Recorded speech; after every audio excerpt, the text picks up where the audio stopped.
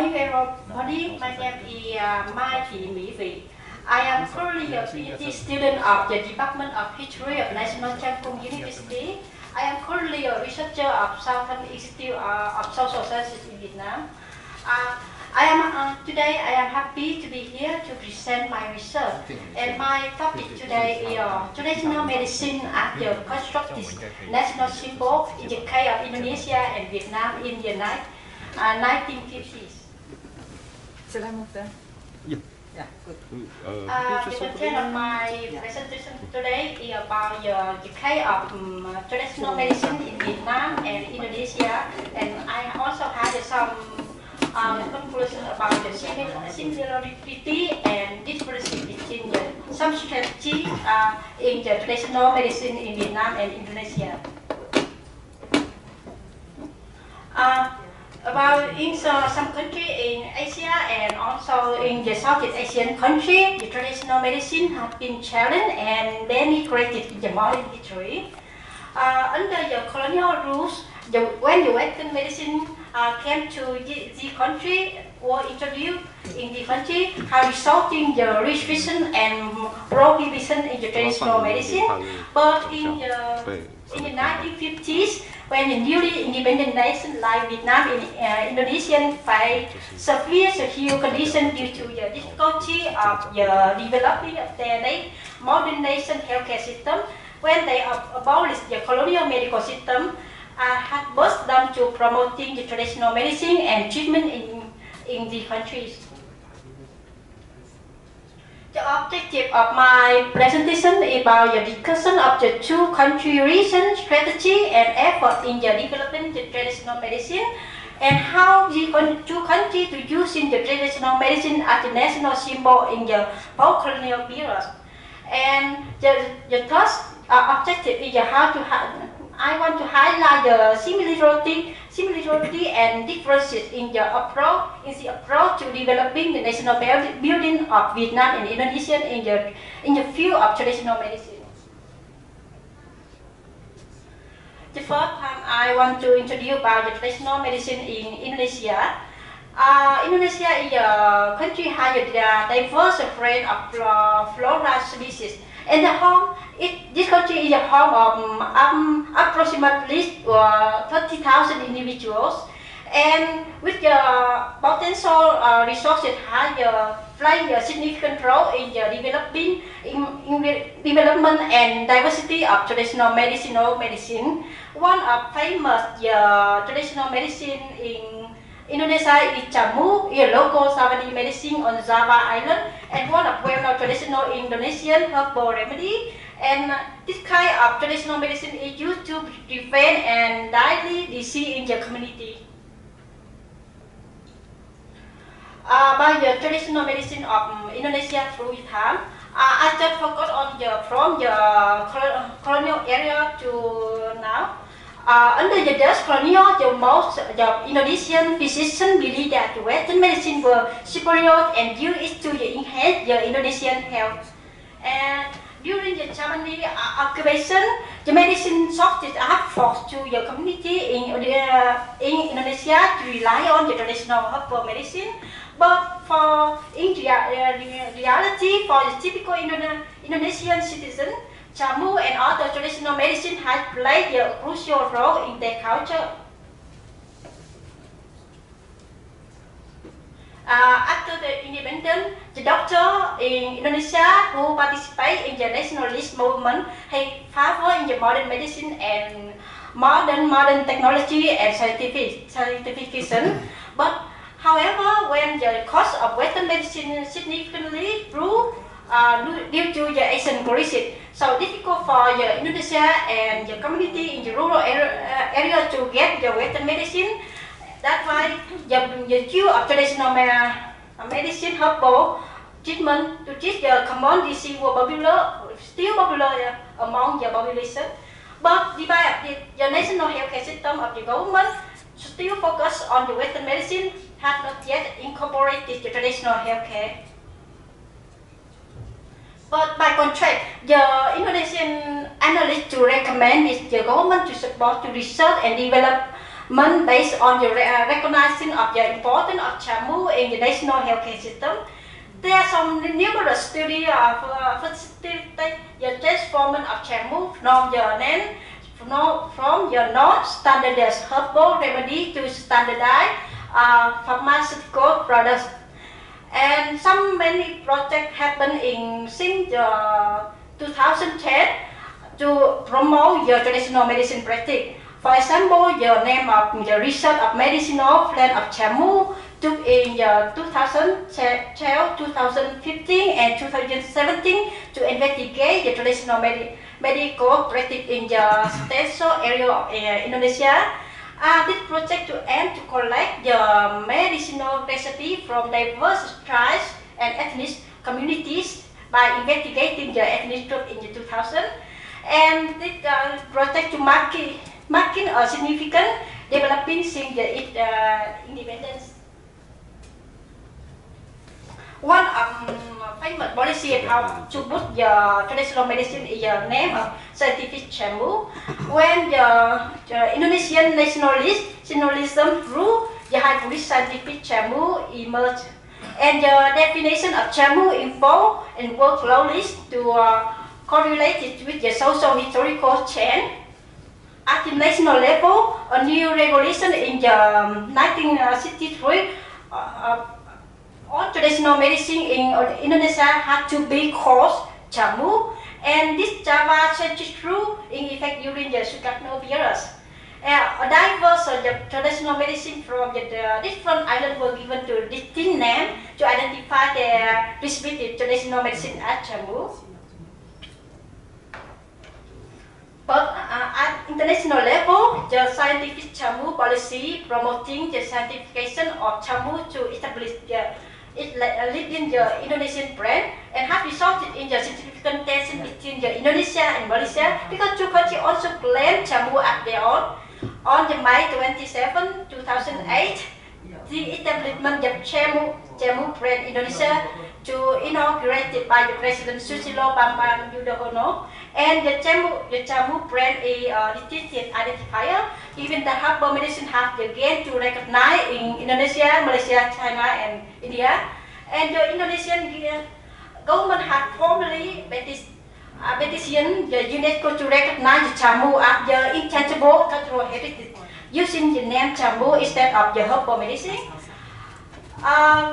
It can be said that the Indonesian has taken advantage of the opportunity presented by the growing traditional medicine and plant material industries.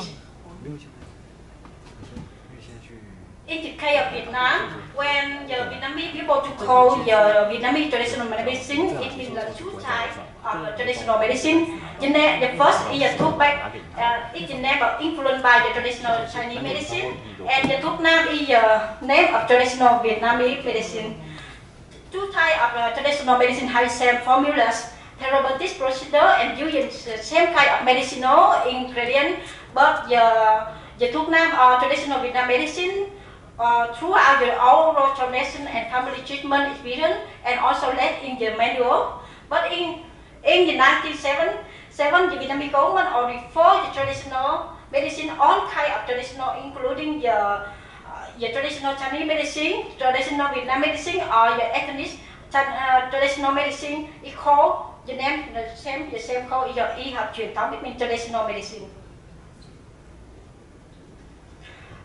In the colonial period, when the same case with the Indonesia, when the Western medicine was widely promoted in Vietnam during the French colonial period, and by the time the traditional healer in Vietnam went unrecognized and were looked down upon the traditional medical examination and treatment method by the colonial government.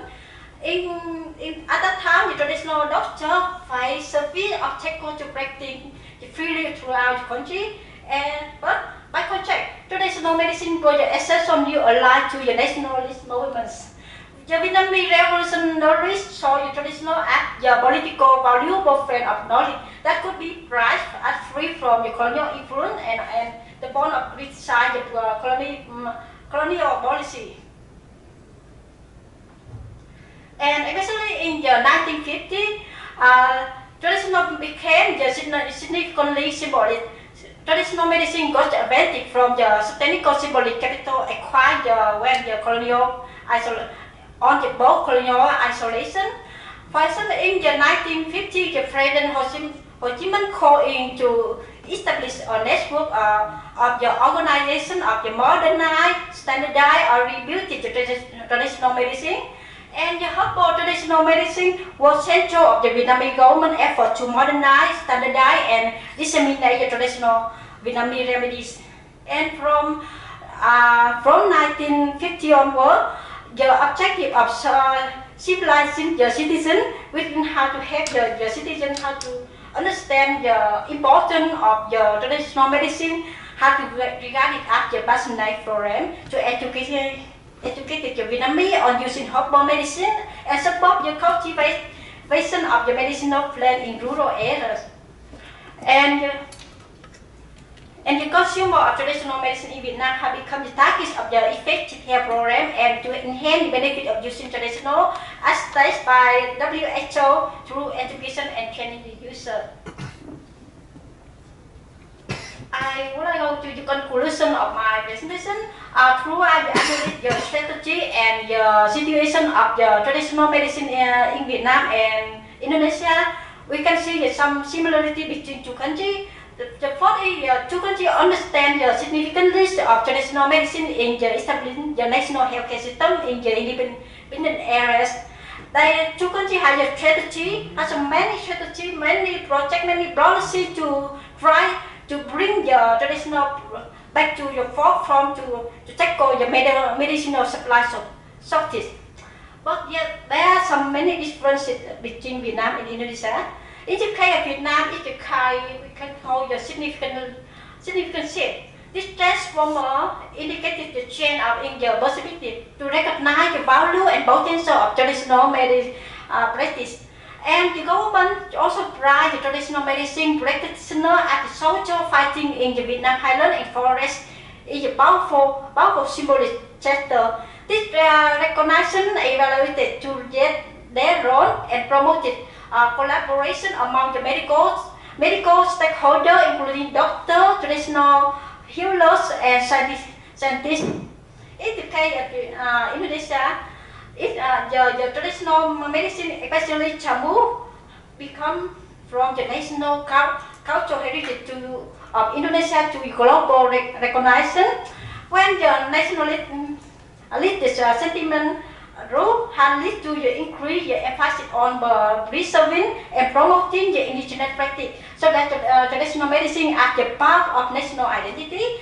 The government of Indonesia to using the distinct terminology and brand in some cases, Indonesian intention to promote its unique traditional healthcare practice globally and regional cultural influences. So my presentation finished. Thank you for listening. Finished in 40 minutes. Right on time. Thank you very much. For the second paper in the program, the presenter will be Bai Wadini, but unfortunately he couldn't make it to Kaohsiung. So we have Wenzao ICSEAS to present, or at least to talk about his paper instead.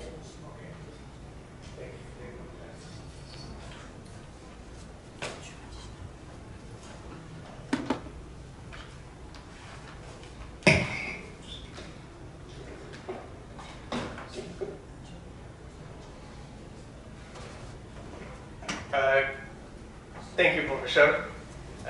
Yeah, of course I'm not Pak Wardani. My name is Wenzao ICSEAS. Yes, unfortunately, Dr. Wardani has to cancel just the day before we came here, and then she asked me to sort of give some of her thoughts regarding the her paper, and then. I was supposed to be with my friend on another panel, but then I left him there, and then, okay, I just said, okay, I'll give some thoughts about this, although I'm not even the co-author of the paper, actually, but she said, okay, can you just give some ideas, and then write some comments from the discussion to improve the paper. So I'll try my best, and the PowerPoint presentation which I am presenting now actually belongs to her. So I'll try to just give some ideas about what actually written in the paper by Dr. Wardani and her colleagues here. So they are talking a little bit about the Melanesian Spearhead Group, an organizational group belongs to several countries in the South Pacific countries, and argues about how actually these organizations, this regional organization, transform from its original identity or original factor that forms as an identity to something that is going broader a little bit now to sort of include some economic aspects, and also comes with that some geopolitical issues when Indonesia joined. So yeah, the Melanesian Spearhead Group was originally a sub-regional organization in the South Pacific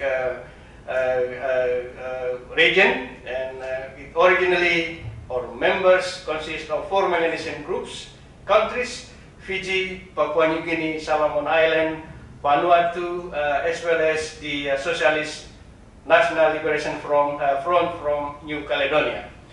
So when it was originally established in 1986, it was very much driven by their similar identity, being a Melanesian, very much to sort of organize themselves in a group with the very much influence of identity as a spirit. So it was the sub-region with the most populous area in the South Pacific, and their economics are developing quite well due to abundant resources, thriving tourism, and the agricultural sectors.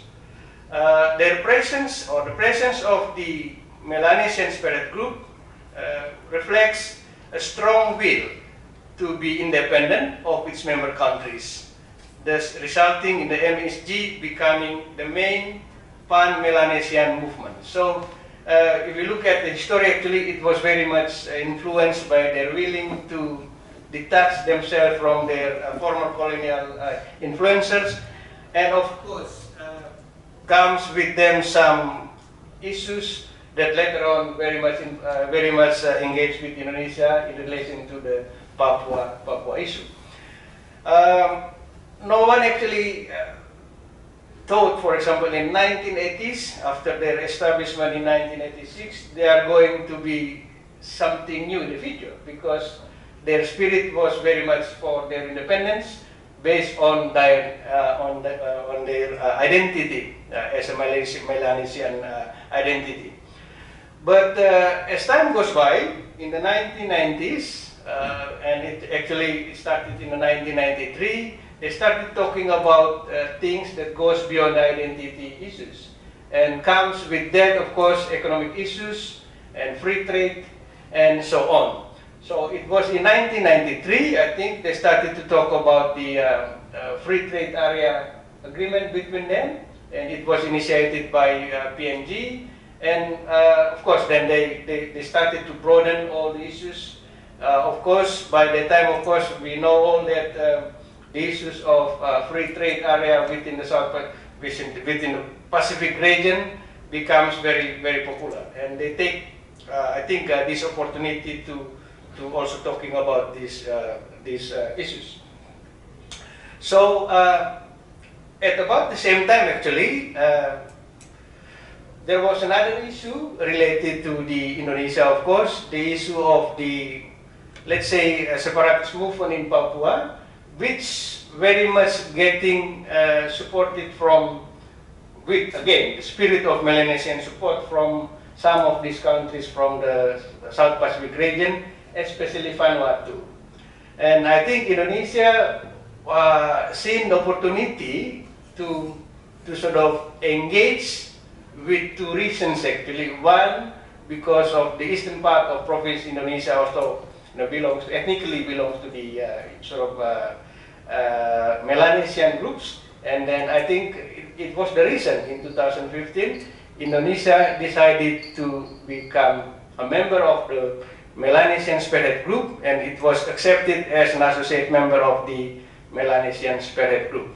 So, if I can understand well from what Dr. Barbara Ardenian wrote with her colleagues in the paper, actually, there was this reason for Indonesia to join the Melanesian Spearhead Group, and at the same time, actually, Indonesia was seeing the opportunity. There was an opportunity there where actually MSG started to talk about issues beyond identity. So they are talking about economic issues, and this was actually the thing that has brought by the Indonesian government since 2015. Every time they join the annual, let's say, meeting of the Melanesian Spearhead Group, Indonesia always bring the two issues. Of course, one, Indonesia has been also part of the Melanesian Spearhead Group because let's say about 5 provinces in the eastern part of Indonesia actually ethnically also belongs to that, including actually the province where I come from, because I actually come from the eastern part of Indonesia, East Nusa Tenggara. And then the second thing, of course, Indonesia decided to participate in the Melanesian Spearhead Group for the economic opportunity. Meaning that, Indonesia tried with its all diplomatic effort to involve in the region, provided some aid and all those things. So Indonesia joining is not only a challenge actually for Indonesia in order to solve the Papua issue, because it was also seen as an opportunity for broadening the relationship, to calming down the support for the let's say Papua separatist issue, especially from the countries in this region, Melanesian Spearhead Group. So it is a kind of win-to-win solution for both parties, actually, because at the same time, Melanesian Spearhead Group started to talk about the Melanesian Spearhead Group free trade, thinking and trade and all those things. And it was by the time actually Indonesia also decided to participate on this region. But of course, there are some issues that come along with that. At the same time, Indonesia becomes member of the MSG. It is also seen as an opportunity to calm down the support for the Papua movement in Papua. But at the same time, Indonesia also try hard to be part of the group or member within the group to facilitate economic opportunities that can be achieved by this country. The last issue, I think, which is written in the paper, that on the one hand, of course, it can be seen as an opportunity for Indonesia to gain its political, let's say, win by reducing the support from several countries from this region. But at the same time, also, it is a challenge for the Melanesian Spearhead Group itself, because then it has to be really sort of compromise with the support for the Papua movement. So it has been an issue in the last several years. For example, one issue, for example, is that the Papua liberation movements, which the members, of course, there are so many groups inside, they are trying hard to be the permanent member of Melanesian Spearhead Group as well. But then at the same time, Indonesia try hard to sort of block that, and then at the same time also provide or facilitate some economic roles, which also meeting, let's say, the needs from the Melanesian Spearhead Group, who has been, as I said earlier, since early 1990s, try to broaden their collaboration, which goes beyond some sort of identity issues. So until now, of course, it is still a challenge, of course, for not only for the Indonesian government, but also for the Melanesian Spirit Group itself, because by accepting Indonesia as the member, on the one hand, maybe they are getting some opportunities to broaden or to use Indonesia's role as facilitator for economic purposes, but at the same time, then they have to compromise with their support for the Papua Liberation Movement. But lately, for example, I think among the members, Vanuatu is still quite consistent with the support for the Papua movement. So almost every year, actually, during the General Assembly meeting at the UN, this country, I mean, especially Papua representative, always raise the issue, and of course, we can see during that period the issue of Papua coming back again.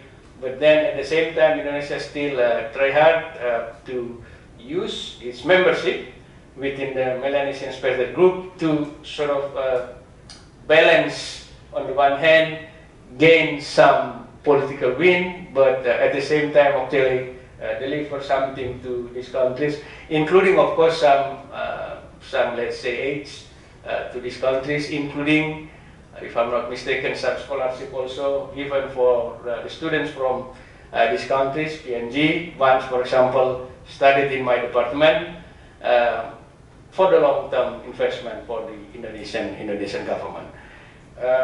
Let me just conclude very short that, of course, it is a challenge. So on the one hand, there is a movement from, let's say, change within the Melanesian Spirit Group from identity-based organization to become broader, includes the free trade and economic issues, but then Indonesia also take that opportunity.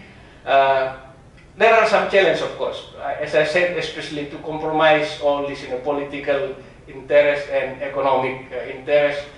It's not always easy, because there are other parties as well including, for example, the traditional, I would say, traditional powers that used to sort of take part in South Pacific, like Australia, New Zealand, and also, of course, lately China very interested with the region as well. So it is a challenge for both sides, Indonesia and of course for the MSG as well. But then I think there are a lot of things to come in the future, because one thing is that the changing of regime also in these countries, whether in Vanuatu, Fiji, or PNG, sometimes comes with changing perceptions of their countries as well. So I will leave it there. Thank you very much. Hopefully I can sort of bring some ideas that come from the paper. Thank you very much. Thank you. You don't sound like a substitute. At least you convey all the main content of the paper pretty well. So the third one is Abdul Aziz. Okay.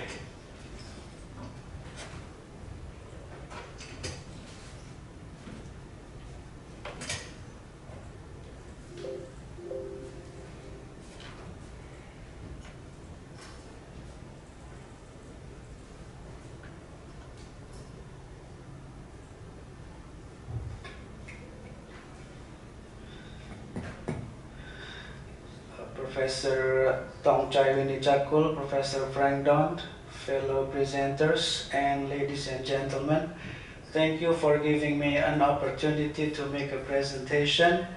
My name is Aziz. I'm from Indonesia, and currently I'm a student at National Chengkung University. For the next 10 to 15 minutes, I will be talking to you about my article, A Conjuncture of Crises and a Region of Culture, in Peradaban Baru Corona 99 Puisi Wartawan Penyair Indonesia. This is a collection of poetry. Corona No Civilization, 99 poems by Indonesian journalist poets. This collection of poetry was published in 2020.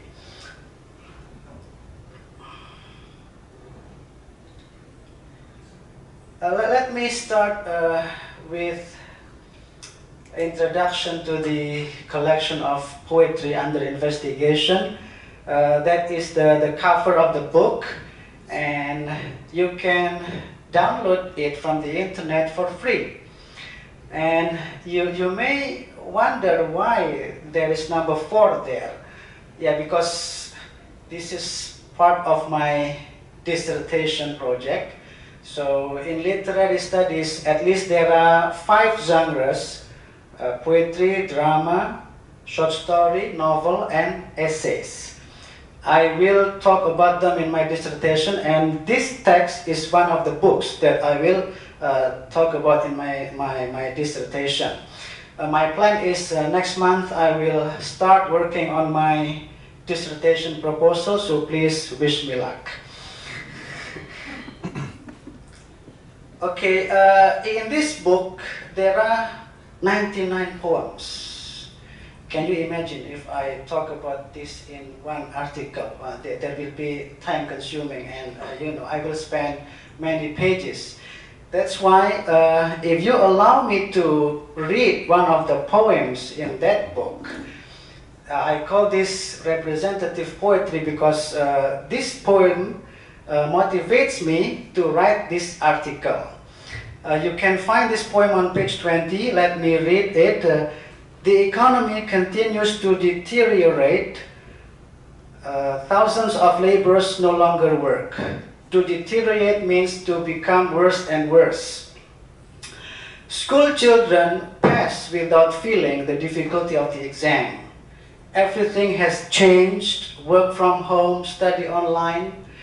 The streets impose portals, various writings appear, starting from lockdown and jokes about tense situations.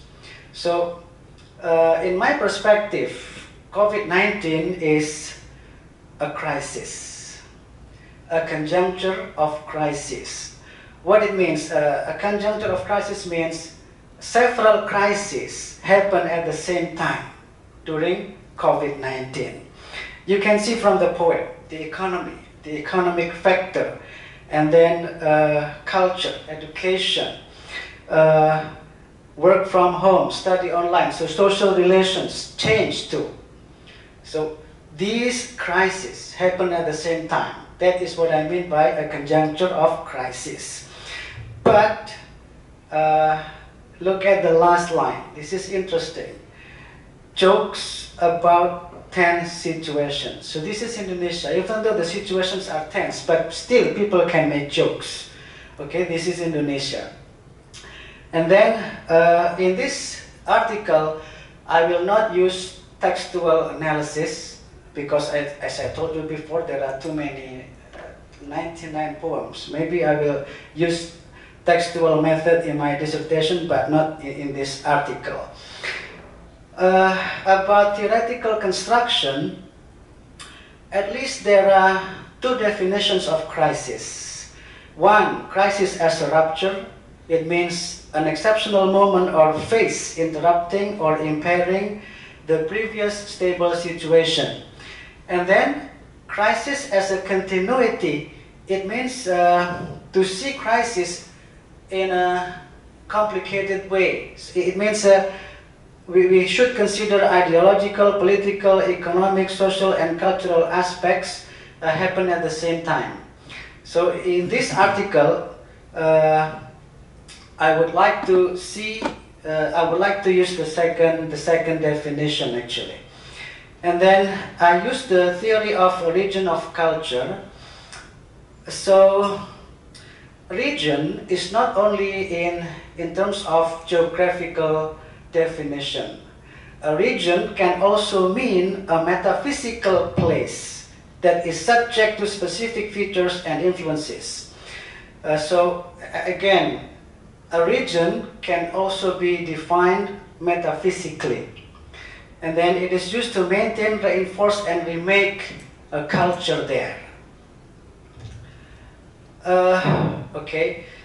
In terms of methodology, I use purposive sampling. It means I select this book on purpose. And based on criterion sampling and theory-guided sampling. After that, there are two methods that I will use in the analysis: institutional analysis and contextual analysis. Institutional analysis deals with apparatus and technology. What I mean by apparatus here are stakeholders that connected with the publication of the book. The publisher, the project committee, and then the project funding provider, and so on. And then the technology, why this book is published in a PDF form for free on the internet. And then for the contextual analysis, there are at least four ways: language, philological history, literary tradition in Indonesia, social, political, and cultural context that are related to the publication of this anthology of poetry. And then I use also the cultural model, keyword and non-keywords analysis in my discussion about the findings. And the last one, I use method of discovery and method of verification in my interpretation of the findings. The first one is findings from institutional analysis. The curator of the book is called, his name is Remy Silado, one of big poets in Indonesia. In his prologue, we can find the ideology of nationalism. So Remy Silado explains why involving journalists in writing about poems. So according to Remy Silado, the involvement of journalists in terms of nationalism, it was connected with long time ago during the colonization of Indonesia, especially in the context of the language of Indonesia, from Malay language to Indonesian language. In Indonesia, the name is Indonesian language, not Malay language. That's the idea, that's the ideology of this book. And then from the book publication committee, if you read the prologue, you can find that in one of the paragraphs, crisis as a conjuncture happened to the journalist poets. During the COVID-19, these journalists did not have a job. And then that's why the publication committee had the idea of how these journalists can still deliver their ideas in some kind of writing. And then also from the book publication committee, there is also one paragraph there that that is related to the social, economic, and cultural dimensions of the COVID-19 as a conjunctural crisis. And then the geopolitics of Indonesia, this idea is related to, not from this collection of book poetry, but I use another kind of resource to see how COVID-19 is connected with the geopolitics of Indonesia. Especially, okay, the conflict between China and America. So this happened to Indonesia. And then there are three invited guest poets, Mustafa Bisri, and then Sutarji Kalsum Bahri, and the other one is Abdul Hadi WM. These three poets are famous for their Islamic themes in their poetry, and if you read it, there is a religiosity theme there that is connected with divinity, humanity, and cosmology. The book publisher explained the two objectives of e-books: administrative reason and populist reason. Administratively, why this collection of poetry is published in the form of PDF, to make it easy for them to deal with administrative work. And then the populist one, because they want this book to be read by people in general, that's why they made it free PDF ebook on the internet. And finding from textual analysis, there are three methods there. The philology of new civilization. Why it is called new civilization? Because during COVID-19 there are no corona habits. We must wear masks, we must wash our hands frequently, we should keep a distance. So these kind of new habits during COVID-19. And then why the title has 99 there? According to literary tradition in Indonesia, if you read the novel by M. Ainun Najib, Asma Nadia, and Hanun Rais, these 99 numbers is connected with 99 names of God in Islam. So Allah in Islam has 99 names. That's why, in this perspective, 99 number in this collection reflects Islamic tradition. And then the social, political, and cultural context. Okay, so according to 1945 Constitution, Article 29, verses 1 and 2, so the religion in Indonesia is regulated by the state.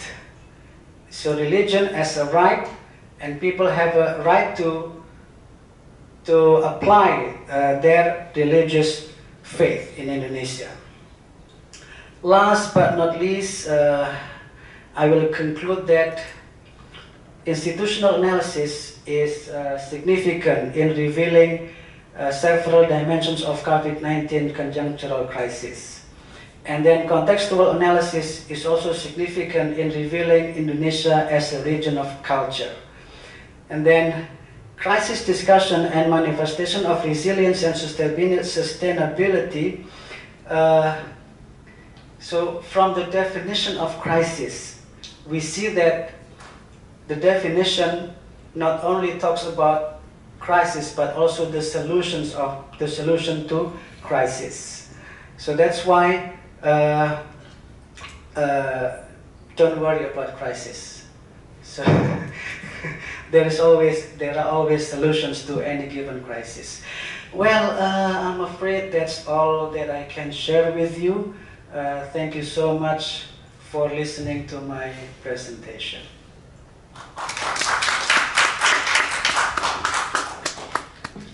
Thank you. We have 22 minutes left. Although we start 10 minutes late, if we try to stick to the time, to the schedule, we have 22 minutes left. And we have comment, we have discussion. Instead of I'm going first, I let Professor Don't going first with the last two papers, and I comment the first paper at the last. Thank you. Okay, then let me try to use the time as efficient as possible. So for the first paper by Vardani, as represented by Professor Vincencio. So when I read the paper, I had to look up what the Melanesian Spearhead Group was. It's not such a big group, right? And also for Indonesia, I'm a little bit more familiar with, because I used to live in Brunei, they have this group called the Brunei, Indonesia, Malaysia, Philippines group. And on the other side of Indonesia, they also have a group which is the triangle of Indonesia, Malaysia, and Thailand. So in those organizations, and then if you look at the Pacific, there of course you have different groups as well, and you have And they are mentioned in the paper. You have the Micronesia Challenge and the Polynesian Leaders Group. So I saw all these groups and I was kind of wondering, you have all these groups there, why did the author pick that one group? And I think that needs to be a little bit explained. It is there because of Melanesian identity, of course, but then if you look geographically, you see you can follow from Papua New Guinea to Solomon Islands, and then if you go there to the Fiji region, you have Vanuatu, but you also have Tuvalu, you have Tonga, Samoa. So this was really a bit unclear. So I think this is, the paper could be richer if that would be brought into the discussion more. Especially because it does matter, right? Because it is like you explained, or as the paper says, Vanuatu is an important element because that's the one that politically defends the issue of West Papua movement.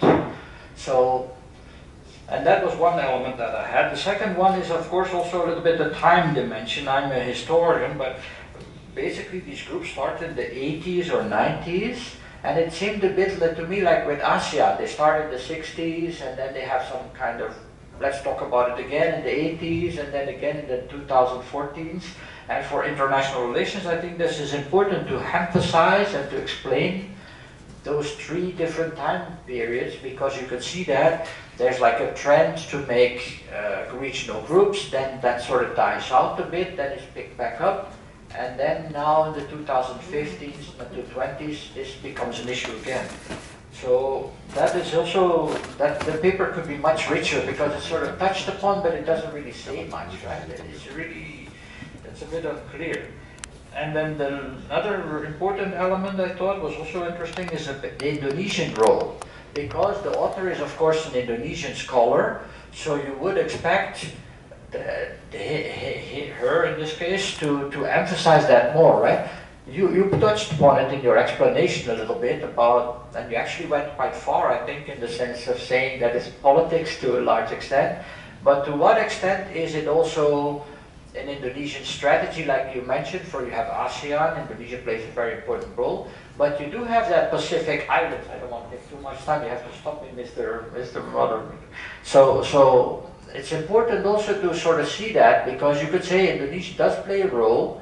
It's a new regional power. You have Australia and New Zealand as the old powers, you have the United States, you have China, but it is Indonesia's backyard. And so you can actually justify Indonesia playing a role. So that is also something that I think it's there, but it's not really there, right? And also, so for instance, what's the interaction of Indonesia, for instance, with New Zealand and Australia? Do they work together? Do they see? So the rest I thought was quite okay. I mean, the element of identity and then changing into more cooperation. Although it seemed to me the vehicle itself is not very strong, right? Because how many people are there in that group? Papua New Guinea is maybe 10 million or something like that. And Vanuatu is, I looked it up, is maybe 1 million or something. It's all very small, right? Fiji, so it's, and also interesting, like you said, like New Caledonia is a little bit involved, and so that is interesting for more discussion. But I think I should maybe stop here for now. Thank you. Okay, that's the first one. Okay, the second one. Okay, the second one is from ICSEAS, and I know ICSEAS, of course, because we are both in the same university, and so I've been following his dissertation with interest. Yeah, I mean, I've seen your presentations before, right? Because we often go to the same conferences. This is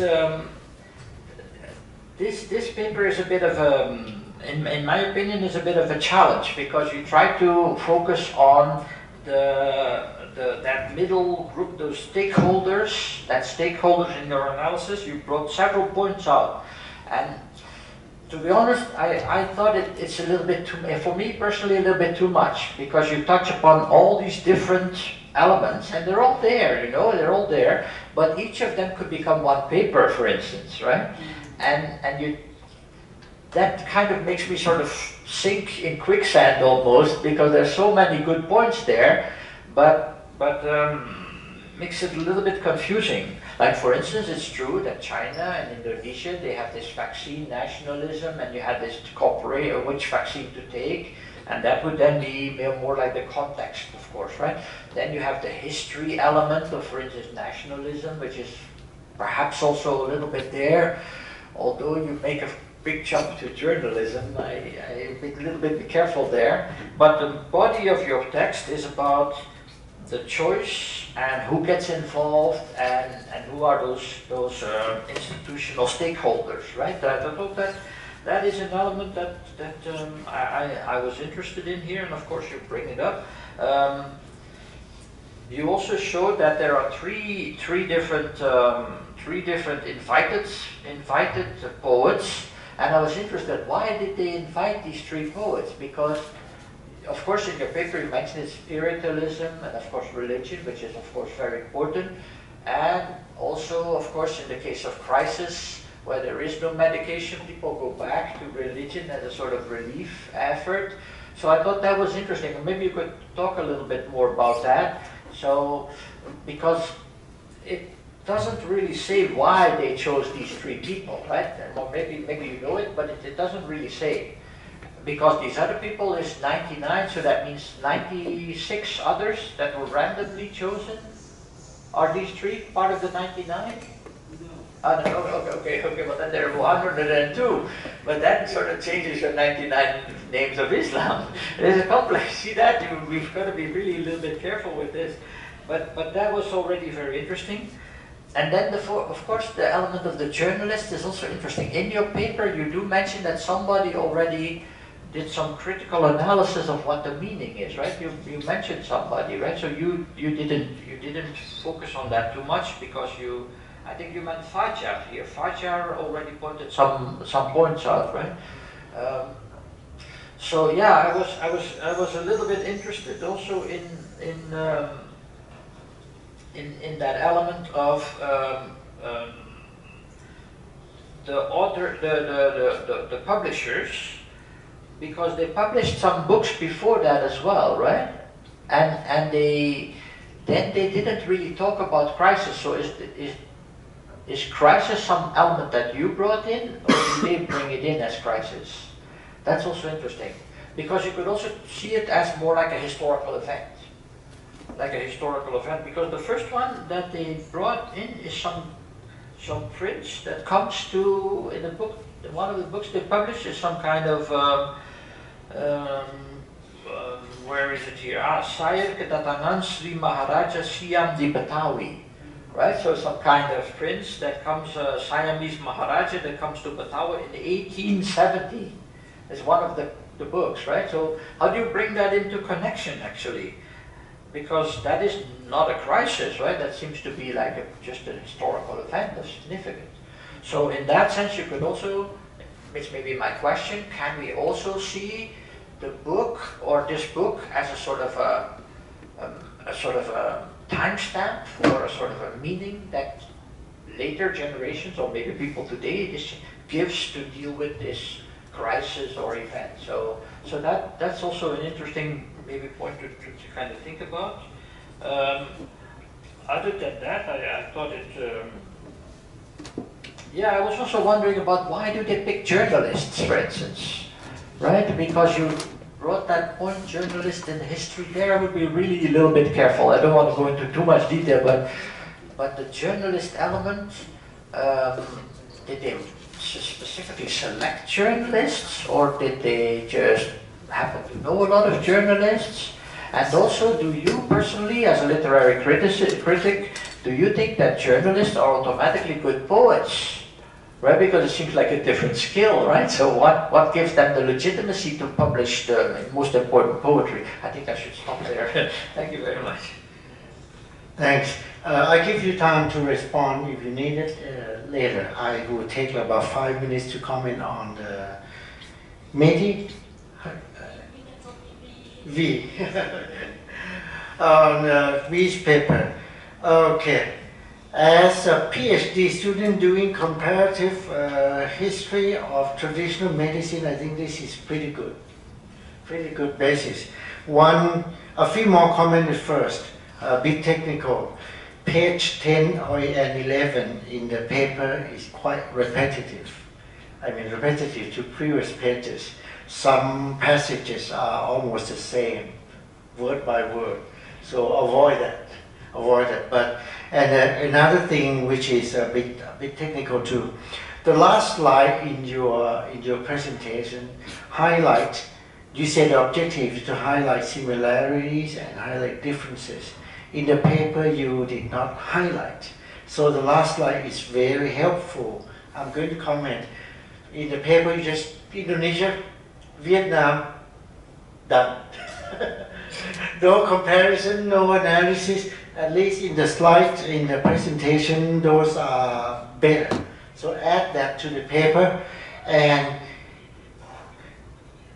give some analysis of those similarities, why they are similar, why they are different. Or, if not why, at least tell us.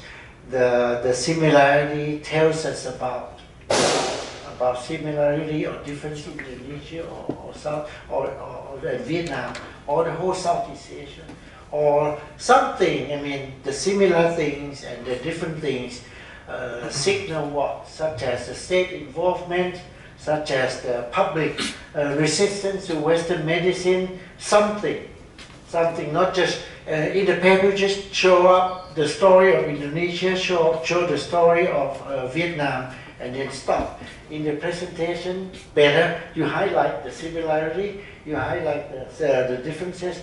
I want to ask, if you can, give us a hint, give us at least where to go from here, where to go from this similarity, where to go from the difference, such as it tells us about the state, it tells us about the public, it tells us about what.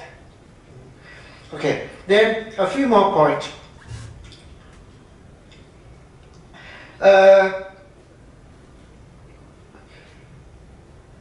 In both cases, the story of the Vietnam you give more information, you give more stories about during the colonial period, during the nationalist period. In Indonesia, you mentioned, you tell us something about Sukarno period, post-independence. But the emphasis, I'm not sure I can talk about emphasis, but let's say more information about recent times. So I think a kind of, again, as historians, sometimes we're picky on what period you compare. It looks like, you don't have to compare the same period, but you have to justify, you have to give us a sense, such as if you want to emphasize the role of the state. If the role of the state in Vietnam happened during the colonial period, if the role of the state in Indonesia happened after that, in recent time, it's fact, but at least tell us. Otherwise, reader would question why more information on let's say, older time in Vietnam, but more information on the newer time, recent time in Indonesia. At least tell us something. Okay, what else? Another point is, it seems like what I see this as success, both cases, successful. So can you tell us, this could be the highlight, this could be the theme of the paper, I'm not sure, up to you. Why successful? It looks like you talk about state policy. I am interested in other side of the state policy. The state policy could be the main factor, but yet, what else? Such as people welcome, people like it, or what are the conditions? By the way, one more point. The success in this case seems to be different, and you show in the last slide. I didn't find in the paper, but the slide you call the shift in Vietnam and Indonesia, you emphasize the success in making the intangible heritage. Is it, you said from the beginning, a symbol of nationalism? It looks like, if I'm wrong, just correct me. One is success domestically. Another one is success internationally.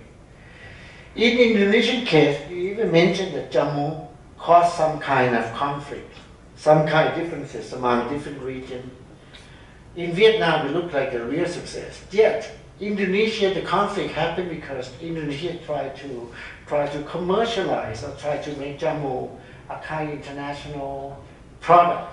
In Vietnam, you didn't mention any international dimension at all. It looked like nationalism in case of Vietnam is for mobilizing people against colonialism, and later for domestic nationalism.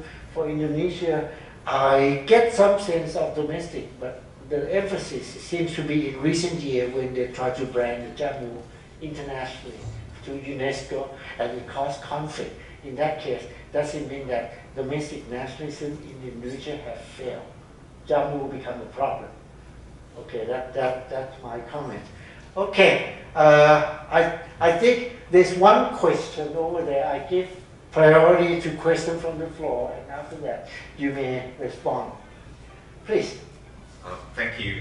Thank you for the presentation. I have actually several questions to different speakers, if I may, and please do stop me if I go over time. The first speaker that I would like to address is B. I have two questions. The first one is to do with your the idea of colonial legacy, or the colonial elements of this issue of Jammu, and it's being used as a way of making national identity. So one of the most successful herbal medicinal products, some would call Jammu, in Indonesia is tolak angin. Right? Tolak angin, it's this universally used, everybody uses it almost, they treat it as a kind of medicine to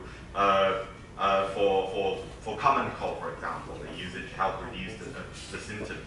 And the interesting aspects of this to me is, amongst other things, it's owned by Sido-Muncul, which is a company owned by Chinese Indonesians. And that, to me, points to how this is kind of a sensitive issue in Indonesia, right? That a lot of people, especially even in politics nowadays, think of the dominance of Chinese Indonesians in business as a form of colonial legacy. And some would even go as far as to call it neo-colonialism. And you see this in mainstream politics. Like Yusuf Kala is a very famous person for saying stuff like this. Like, look around you, all these big business buildings, they're all owned by Chinese Indonesians. We need to be able to resist this. So it seems to me that there's some interesting opportunity for you to explore this tension within using something that is owned by Chinese Indonesian and widely used and widely accepted in Indonesia to explore how there's maybe some sense of ambivalence involved, right? As opposed to something like batik, for example. And also like Indomie, right? Indomie is kind of the parallel examples to this. Indomie goreng is one of the things that Indonesians like to say, oh, it's the best instant noodle. And it's owned by Indo Food Group, which is also owned by Chinese Indonesians. So that's the first point. Second point, I wonder if it's also useful, if you're interested in thinking about Jammu as something that is kind of seen as a nationalist symbol, perhaps it's useful to think about it beyond the realm of medicinal products, right? Because Jammu is also like a common drink. It's very popular among some segments of the society, and has been popular also, right? I think in, for example, Yogyakarta in the 90s, before deeper Islamization, there used to be these things called the warung cowboy. These are basically like a roadside drink store that sells jamu mixed with alcoholic content. And also like this thing called the oplosan, like to kind of mix alcoholic beverages with jamu content as well. And nowadays, if you go to like urban centers of in Indonesia, like Jakarta or even Surabaya, you see these places that sell trendy jamu drink. And this is actually pursued by a lot of younger Japanese Indonesians. So I think that itself perhaps tells a different story about how it could be seen as a national symbol. So those are my two comments for the first speaker. And I have three briefer comments for Mas Aziz. The first one is, I wonder if you could think or tell us a little bit more about why you chose this collection. Like, it wasn't really clear to me why, the significance of this collection. I understood that it's a collection of all, written by all journalists. But yeah, it wasn't clear to me why.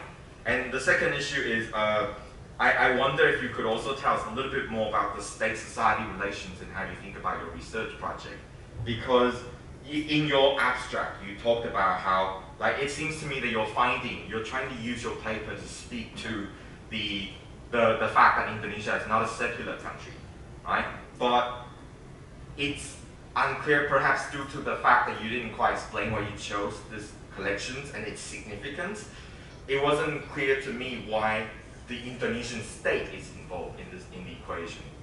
And why isn't this more of a broader discussions of secularity in society, for example? And which leads me to my final point about secularity. I wonder if you have the opportunity to look into so I think since 2010, there's been a lot of study that investigate secularity as a concept. So we no longer think about secularity, for example, as the absence of religion.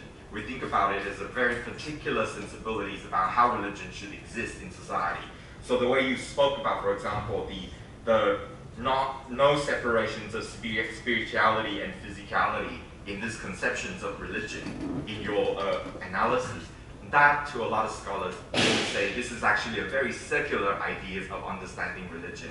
So people like Halal Assad, like Zaba Mahmoud, these are key authors who try to unpack and challenge these notions of secularity.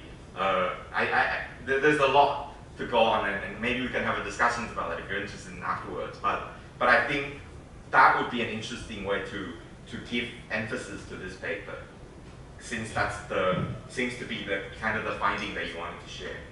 All right, thank you. Thank you. Very good question. Very good comment.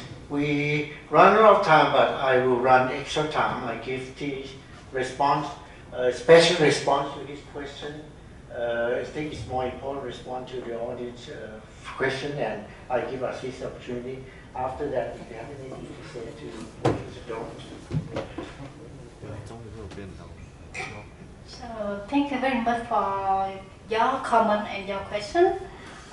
Yes, in my paper I not really mention or emphasize the differences and your similarity of Vietnam and Indonesia, but in the similarity, because Vietnam and Indonesia have the same situation where they used to colonize and also to get independence after the 1945. And when they want to build your country, to build your nation, the new nation, they have so many things about your language, about your medicine or the uniform to make everybody recognize them. And in the case Vietnam, and also Indonesia, the traditional medicine has happened in the reality of your people, your life. In Vietnam, because the government also use it as the kind of nationalist, like a soldier in front of to against the US or France. And at the international level, maybe the traditional medicine of Vietnam not success. Not success because it's not really special to compare with other medicine. They also to borrow a lot of Chinese medicine. They also do accept it or adapt it to Chinese medicine in your reality, in your life, in your community.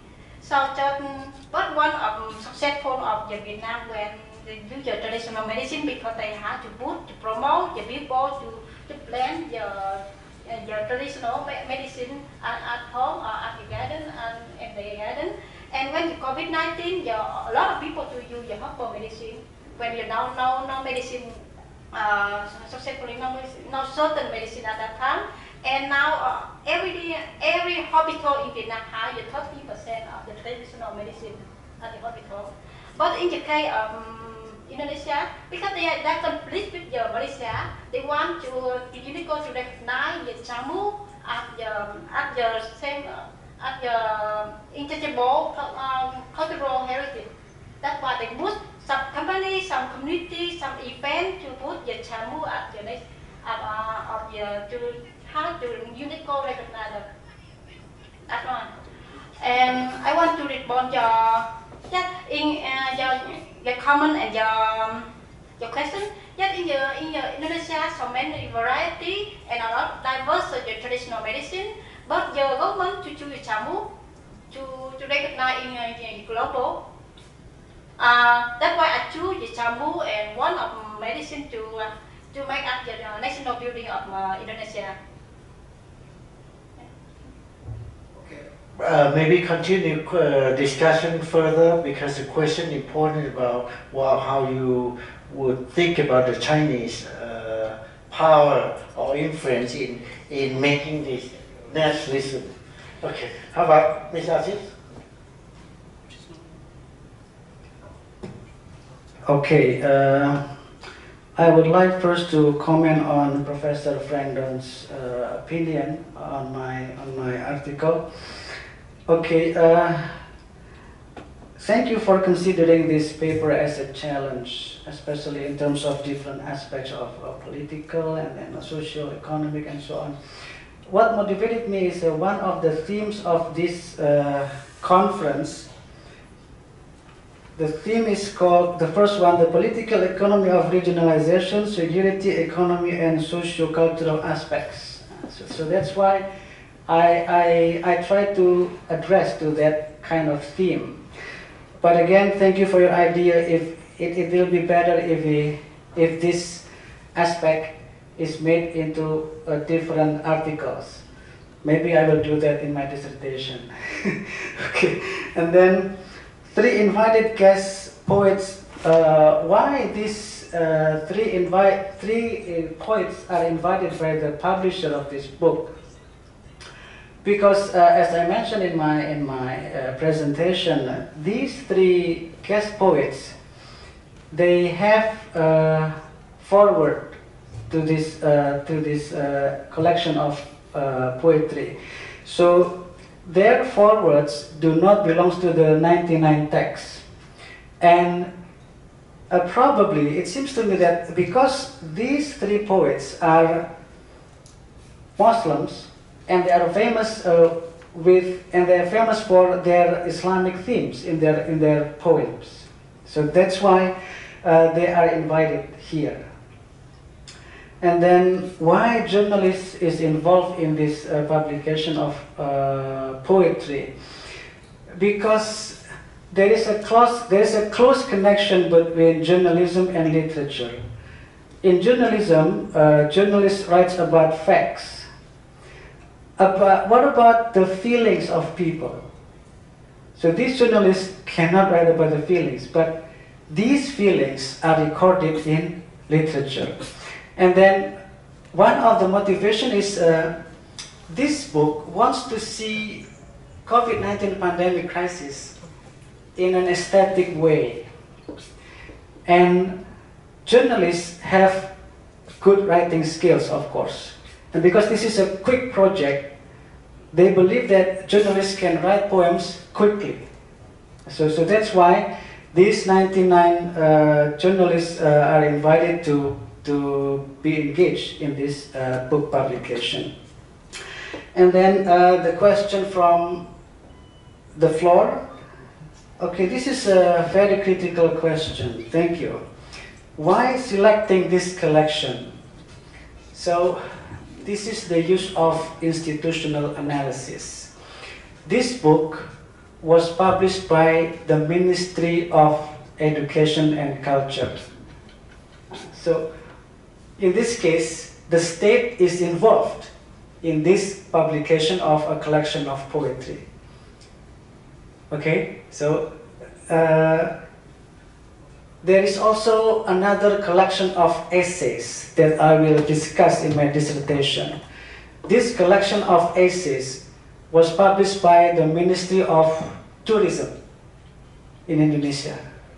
And so in this case, why these 2 institutions of Indonesia, formal institutions in Indonesia, have willingness to publish this kind of publications during a COVID-19 pandemic. And do you plan to explain in your thesis why the state involved? Yes, yes, because in my perspective, Indonesia is not a secular state.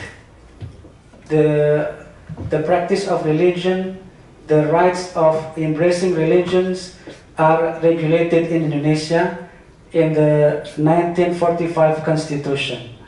So that's why. So Indonesia is different from Turkey in this way. So in my perspective, Indonesia is not a secular state. But if you have a different perspective for me, it's okay. Let's have a discussion, or let's have a debate later after this. No problem. Yeah, it's okay. It's okay. I don't think he asked the question because he's different opinion on this. He just wanted the same question as you. Why the state involved? Yes. And I'm afraid that, is that okay if I cut it right now, because we start 10 minutes late and it looks like we spend 10 minutes beyond a lot of time. So in fact, we use exact time allocated for this session perfectly. And any more further discussion, we do it at lunch. Thank you very much. Thank you for all presenters. And thank you to the audience too. Thank you.